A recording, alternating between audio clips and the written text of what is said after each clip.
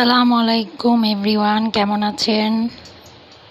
আশা করছি ভালো আছেন। আলহামদুলিল্লাহ আমিও ভালো আছি। আমি আবার চলে আসলাম কুকিং ব্লগস থেকে আপনাদের সাথে আজকে একটা সকালে নাস্তার জন্য আলুর দম তৈরি করব, খুবই সিম্পলভাবে।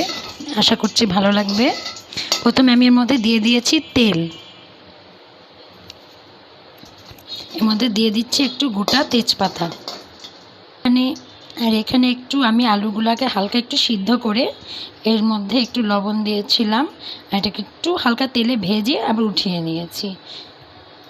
এটাকে আমি সাইডে রেখেছি। এখন আমি দিয়ে দিলাম তেলের মধ্যে তেজপাতা। এখন দিয়ে নিব এর মধ্যে পেঁয়াজ বাটা।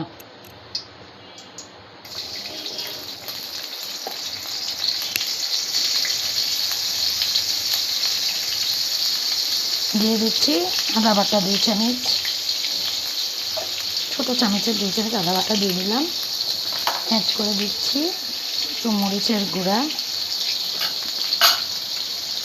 একটু হলুদের গুঁড়া, দিয়ে দিচ্ছি একটু পানি, সাথে অ্যাড করে দিচ্ছি একটু লবণ। যেহেতু আমি প্রথমে একটু লবণ দিয়েছিলাম, এখন একটু অল্প করে লবণ দিব। এগুলাকে সুন্দর করে কষিয়ে নিচ্ছি।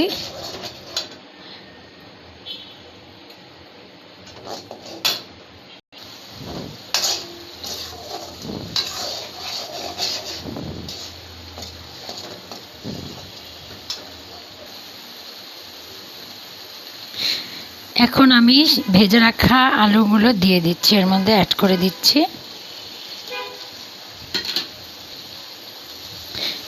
আলুগুলো দিয়ে দিয়েছি। এখন এগুলোকে সুন্দর করে একটু কষিয়ে নেব।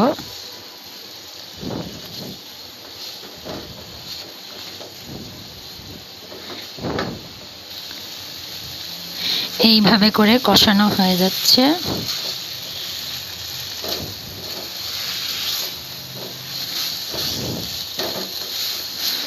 কষানোটা একটু হয়ে এসেছে। আমি এখন এর মধ্যে অ্যাড করে দিচ্ছি একটু পানি, যাতে মশলাগুলো আলুর গায়ে সুন্দর করে লেগে যায়। বেশি দিব না, একদম অল্প, কারণ এই আলুর দমটা একদম মাখা মাখা হবে, কোনো প্রকার ঝোল থাকবে না।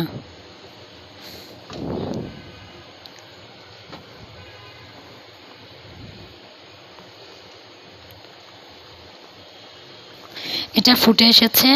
এখন আমি এর মধ্যে অ্যাড করে দিচ্ছি কিছু কাঁচা মরিচ, দিয়ে দিচ্ছি ওপর থেকে একটু ধনিয়া জিরা ভাজা। এটা টেস্টটা দ্বিগুণ করবে।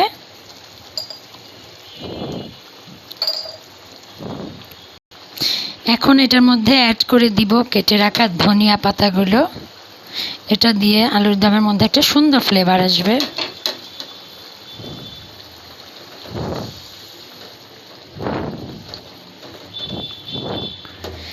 আশা করছি এই রেসিপিটা আপনাদের ভালো লাগবে। ভালো লাগলে অবশ্যই আমাকে কমেন্টে জানাবেন এবং বাসায় একটু ট্রাই করে দেখবেন কেমন লাগে। এটা খেতে অবশ্যই ভালো লাগবে। দেখেন কালারটা।